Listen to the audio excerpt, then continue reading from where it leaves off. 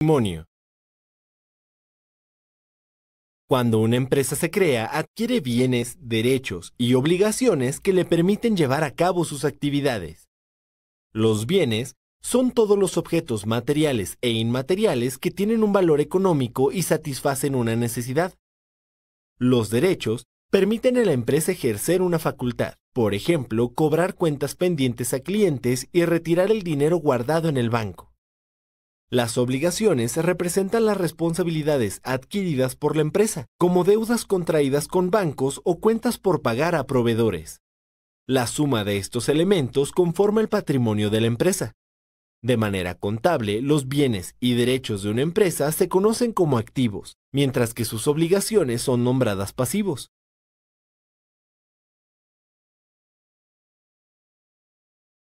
El patrimonio bruto es la suma de los bienes y derechos de una empresa. De este total, una parte ampara las obligaciones que la empresa ha adquirido. Esto significa que si la empresa se vendiera en este momento, una parte del obtenido tendría que utilizarse para saldar sus deudas. Por ejemplo, digamos que tienes ahorrado en el banco 5,000 pesos. En tu cartera llevas 250. Tienes una cafetera que te costó 350 y le prestaste 500 a un amigo. Al sumar tus bienes y derechos, obtendrás tu patrimonio bruto, el cual será de 6,100 pesos. Si la cafetera la adquiriste a crédito y tuvieras que saldar tu deuda en este momento, deberías tomar 350 de tu patrimonio bruto para pagar. Por lo tanto, tu patrimonio neto, mejor conocido como capital contable, o el dinero que tendrás una vez que saldes todas tus deudas, será de 5,750. La suma de los bienes y derechos de una empresa siempre será igual a la suma de sus obligaciones y su capital. A esta fórmula se le conoce como ecuación contable fundamental y se puede interpretar de la siguiente manera. Lo que la empresa tiene más lo que le adeudan siempre será igual a las deudas que adquirió más su capital.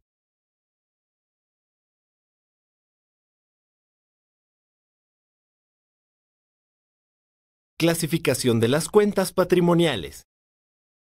Para facilitar el análisis contable de los elementos patrimoniales de la empresa, deberás reagruparlos de acuerdo a sus características en cuentas específicas. Por ejemplo, en la oficina de una empresa hay mesas, sillas, escritorios, libreros, archiveros, lámparas, etc. Todos estos elementos los podrás agrupar bajo el concepto mobiliario de oficina. Aparte de esto, la empresa no ha pagado los insumos adquiridos con dos de sus proveedores. Ambas deudas las agruparás en una sola cuenta denominada proveedores. Como el mobiliario de oficina es un bien de la empresa, de manera contable forma parte de sus activos. Por otra parte, la cuenta proveedores formará parte del pasivo de la empresa, pues es una obligación que se debe cubrir. Las cuentas permiten agrupar las transacciones de una misma naturaleza, ordenar la información de manera simple y oportuna, y facilitar el control de las operaciones. El número de cuentas con el que trabajes dependerá del tamaño y rubro económico de la empresa. Para optimizar su manejo, deberás clasificar y codificar cada una de ellas. Las cuentas que conforman los activos y pasivos de la empresa se clasifican de acuerdo con su liquidez. Esto significa, en el caso de los activos, la facilidad con la que pueden convertirse en dinero en efectivo. Por ejemplo, es más fácil convertir en efectivo un cheque que un automóvil. En el caso de los pasivos, la facilidad con la cual la empresa puede pagarlos. Por ejemplo, es más sencillo pagar un pedido a un proveedor que una hipoteca a un banco. Las cuentas que conforman a los activos y pasivos de la empresa se dividen en tres grandes grupos. Circulante. Puede venderse, pagarse en un plazo menor a un año. Fijo. Puede venderse, pagarse en un plazo mayor a un año. Diferido. Se puede vender, pagar a plazos. Otros son las cuentas que no coinciden con ninguna de las clasificaciones anteriores.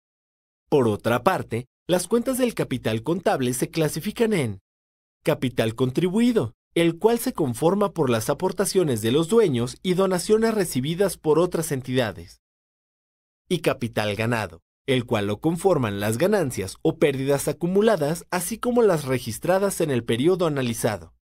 Esta clasificación te permitirá codificar las cuentas patrimoniales de la empresa de acuerdo con su liquidez en grupos, subgrupos, cuentas y subcuentas.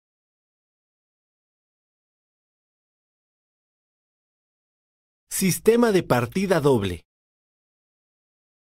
Todas las operaciones contables realizadas por la empresa afectan de manera invariable a dos o más cuentas.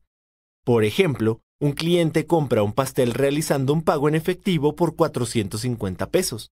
Las cuentas que se ven afectadas con esta operación son caja e inventarios, ya que el cliente realiza el pago en efectivo y los pasteles se tomarán del inventario de la tienda. Ambas cuentas se clasifican a su vez como activos. Si representamos de manera gráfica la transacción realizada por el cliente, observaremos que a la cuenta caja se realiza un cargo de 450 pesos, al tratarse del aumento de un activo ocasionado por una venta. A la cuenta inventario se realizará un abono por 450 pesos, pues se trata de salida de mercancía del inventario de la tienda. Ahora, supón que se realiza un pago en efectivo a un proveedor al que se le debían 800 pesos. Las cuentas involucradas en esta transferencia serán proveedores, al cual deberá realizarse un cargo por 800 pesos, y caja, pues al tratarse de un pago en efectivo se le abonará 800 pesos. Gráficamente, el cargo y el abono se representarían de la siguiente manera. A este método de registro se le conoce como partida doble, la cual establece que no existe una cuenta deudora sin su respectiva cuenta acreedora. Con cada cargo deberá realizarse un abono. En todo momento, en cada transacción, la suma de lo anotado en el debe será igual a lo anotado en el haber. El sistema de partida doble permite que se mantenga el equilibrio de la ecuación fundamental de la contabilidad, por lo que al registrar las operaciones de la empresa deberás cuidar que este equilibrio se mantenga.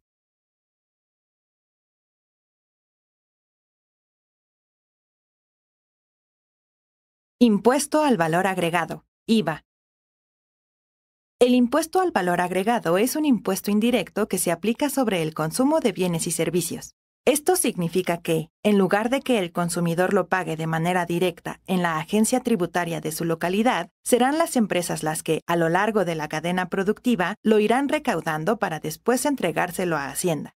Por ejemplo, una costurera compra a sus proveedores tela, agujas, hilo, botones y demás complementos que utilizará para elaborar vestidos. Por cada uno de estos objetos pagará un porcentaje de IVA. Además de estos artículos, también deberá pagar servicios como luz para el local y el mantenimiento de su máquina para coser. Al facturar estos servicios también estará pagando IVA. A la suma del IVA pagado por la costurera al adquirir bienes y servicios se le conoce como IVA acreditable o crédito fiscal. Si la costurera comprara una máquina para coser a crédito, el IVA que tendrá que pagar con esta transacción deberá agruparse en la cuenta IVA por acreditar o débito fiscal. Por cada vestido que venda, la costurera deberá cobrar a sus clientes un porcentaje de IVA. La suma del IVA obtenido en la venta de todos sus vestidos se llama IVA trasladado.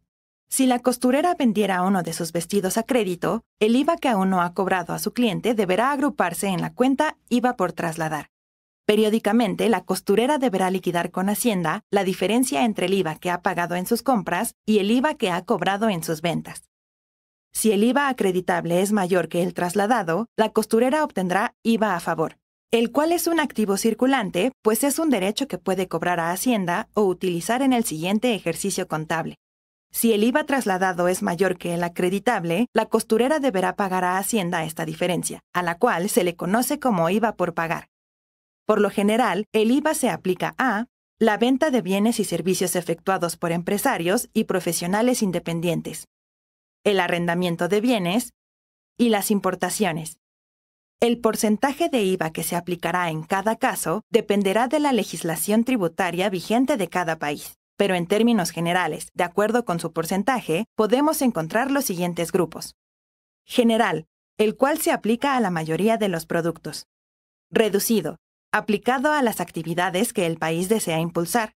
Y exento, que conjuga los rubros a los cuales no se carga este impuesto como educación, cultura, alimentos y medicinas. Investiga las tasas y procedimientos que deberás seguir para calcular el IVA, de acuerdo con los lineamientos establecidos por la legislación tributaria vigente en tu país.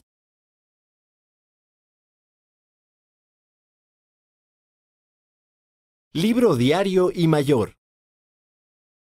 El libro diario y el mayor son dos de los libros contables que de manera obligatoria deben llevar todas las empresas. Estos permiten registrar y procesar todos los movimientos y operaciones del patrimonio de la empresa. Garantizar a terceros la veracidad de los resultados obtenidos al fungir como un elemento probatorio, el cual deberá estar sustentado con documentos que soporten dichas transacciones. Mostrar el estado financiero de la empresa en un momento determinado. En el libro diario deberás registrar cronológicamente las operaciones que se van efectuando en la empresa y anotar los cargos y abonos que intervienen en cada transacción. Por ejemplo, tu empresa compra hojas de máquina por 3,000 pesos más IVA del 16%, en total 3,480 pesos, y realiza el pago en efectivo. Al registrar esta operación en el libro diario, deberás anotar la fecha en que se realizó la operación, el número de la operación registrada, las cuentas involucradas en la transacción. Para diferenciarlas, agrega una sangría a las cuentas que disminuyan, se abonen. La cuenta de IVA involucrada. En este caso, como se trata de una compra, el IVA se acredita. Descripción corta de la operación concertada. Nombre, número y vencimiento del documento que ampara la operación. Condiciones bajo las cuales se concertó la operación, por ejemplo, crédito o efectivo. El folio o código de cada una de las cuentas que intervienen. En la columna Debe, escribe el cargo realizado. Y en el Haber, su respectivo abono.